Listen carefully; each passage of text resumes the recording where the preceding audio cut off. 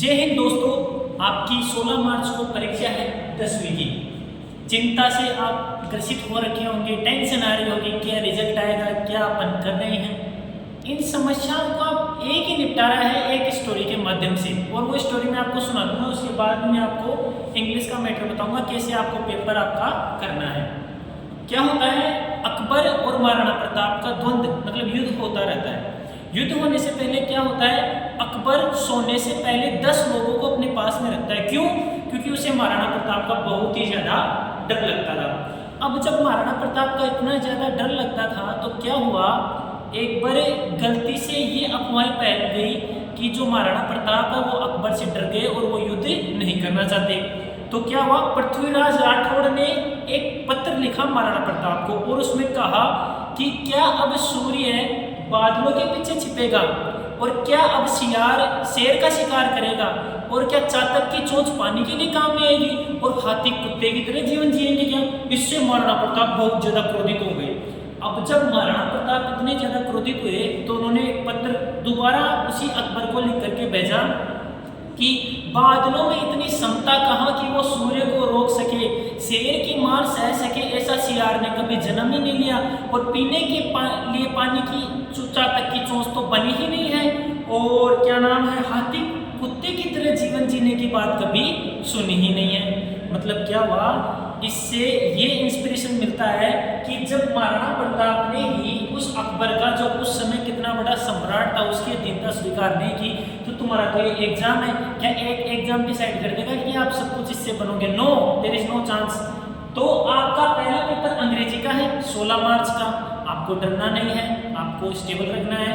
कैसे, मैं आपको बताता हूँ। 80 में से कम आपके 60 नंबर तो आराम से आ जाएंगे, 60 या 50। कैसे आएंगे, देखो आपका पहला आएगा पैसेज। पैसेज क्या आएगा, वाक्यांश, पद्यांश और गद्यांश होते हैं। गद्यांश किसको कहते हैं कि पूरा का पूरा वह चैप्टर जिसमें से वो उठा के लिया गया हो।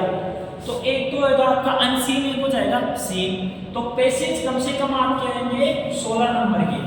तो उन 16 नंबरों में आपको क्या करना है, क्वेश्चन आंसर में अगर पर्सन में जैसे मान लो हु इज राहुल, जैसे मान लो ये पर्सन है, राहुल कौन है, तो वहां पे आंसर ऊपर दिया हुआ रहेगा पैसेज में कि राहुल इज ए टीचर। तो आपको क्या करना है, राहुल इज ए टीचर। मेरी बात समझ गए?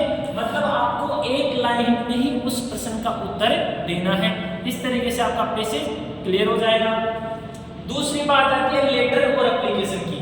जैसे मान लो किसी को आपका लेटर मिला या आप किसी को लेटर लिख रहे हो, तो रेस्पेक्टेड तो बड़ों के लिए यूज में लेंगे। जैसे मान लो पिताजी को लिख रहे हैं तो रेस्पेक्ट टू फादर, मतलब कि पिताजी के लिए। और किसी मित्र को लिख रहे हैं तो क्या लिखेंगे, डियर फ्रेंड। इस तरीके से आपका लेटर होगा। एप्लीकेशन में जैसे मान लो एप्लीकेशन आपको लिखनी है तो टू जैसे आपका वही सिस्टम जो पहले से चला आ रहा है वही करना पड़ेगा। सब्जेक्ट जिसके अंदर दे रखा है कि आपको इसके बारे में बताना है तो उस सब्जेक्ट को आपको इंडिकेट करना पड़ेगा।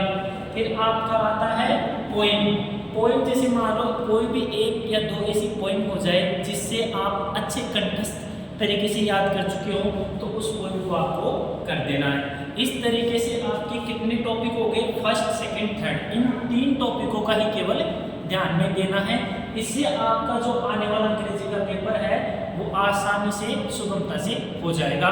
तो 16 मार्च के पेपर के लिए हम ये कामना करते हैं कि आपका पेपर अच्छा होगा।